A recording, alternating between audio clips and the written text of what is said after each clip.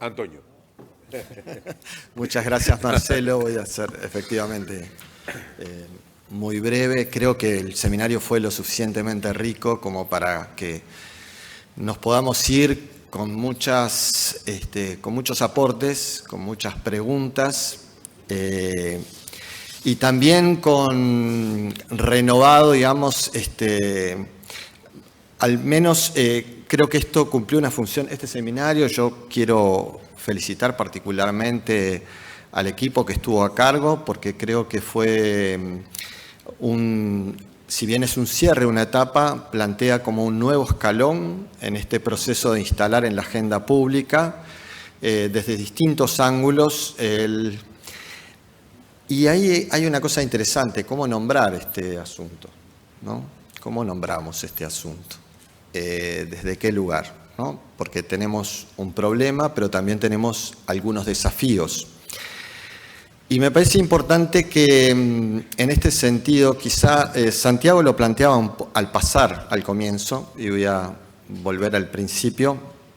Él planteaba como parte de los desafíos que tenemos en el siglo XXI, o mejor dicho, en el siglo XXI, comparado con el siglo XX, en el cual los sistemas educativos tuvieron como norte, digamos, la escolarización, es que en la actualidad el modo en que se pensó la escolarización y el modo y las herramientas que se utilizaron para garantizar la escolarización hoy no están dando resultados, ¿no?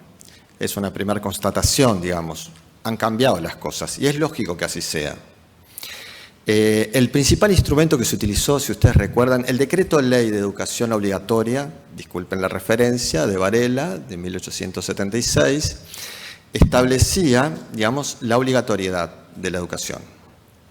Y en parte, la idea del derecho vinculado a la obligatoriedad parecía que ese instrumento garantizaba que se iban a tomar los recaudos en casos que no se cumpliera, digamos, con las obligaciones que estaban exigidas por la ley. Recientemente tenemos un ejemplo que demuestra cuánto esto no funciona ya. El año pasado, por desvinculación, digamos, por desvinculación de los estudiantes en educación media, se habían suspendido las asignaciones familiares de cerca de 5.000 familias. El mecanismo que estaba previsto era muy similar al de la obligatoriedad, es decir, la sanción, ¿no? Quien no cumple con lo que establecido se pierde, digamos, la prestación social. ¿Qué fue lo que ocurrió? De los 5.000, digamos, las 5.000 familias que estaban involucradas, luego de la suspensión volvieron menos de 100. Este año se implementó otra estrategia diferente, que es el proyecto de revinculación educativa, el programa de revinculación educativa, y de los 5.000 volvieron más de 2.000. Esto significa que la política educativa tiene nuevos desafíos. No alcanza solamente con la sanción, con la prohibición, sino que los desafíos que nos están planteando actualmente es generar nuevas estrategias para garantizar que el cumplimiento del derecho pueda realizarse.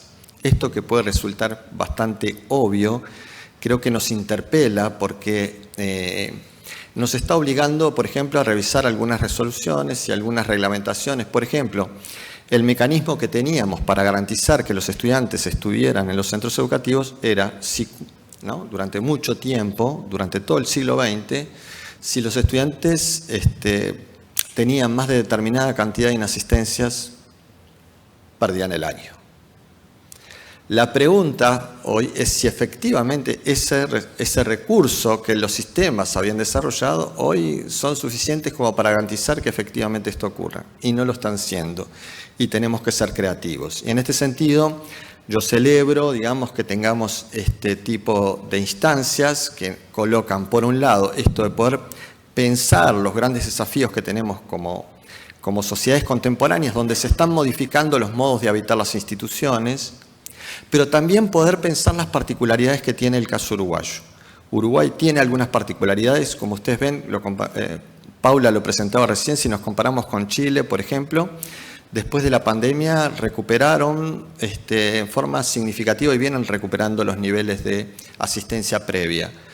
En el caso de Uruguay tenemos una tendencia decreciente y los adolescentes, y yo ahora me voy a referir precisamente a los y las adolescentes, porque creo que hay una diferencia ahí, ya se ha mencionado, las compañeras de Ceibal mencionaban esta diferencia que existe entre primaria y por lo tanto las estrategias diferentes.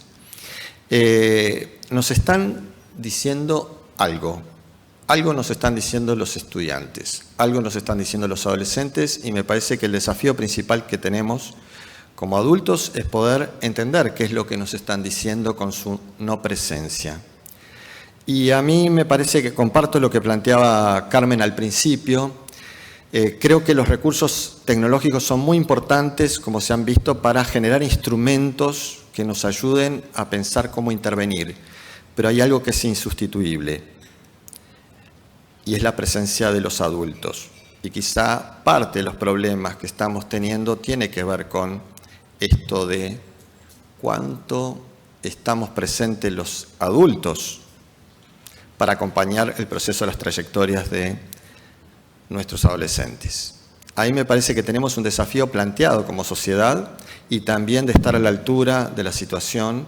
Y bueno, esto lo tomamos como parte, digamos, de la hoja de ruta que se definió al comienzo de esta administración, de que acá identificamos que hay un problema, pero hay un problema porque hay derechos que están siendo vulnerados. Y lo que tenemos que garantizar es que esos estudiantes, esas estudiantes, que actualmente no están pudiendo cursar por distintas razones, están siendo vulnerados y el Estado debe desarrollar las acciones para que esto se logre. No puede ser responsabilidad ni de las familias ni de los estudiantes exclusivamente el resolver esta situación, pero sin las familias y sin los estudiantes es lo que queda muy en evidencia en las experiencias, que me hubiera gustado escucharlas más.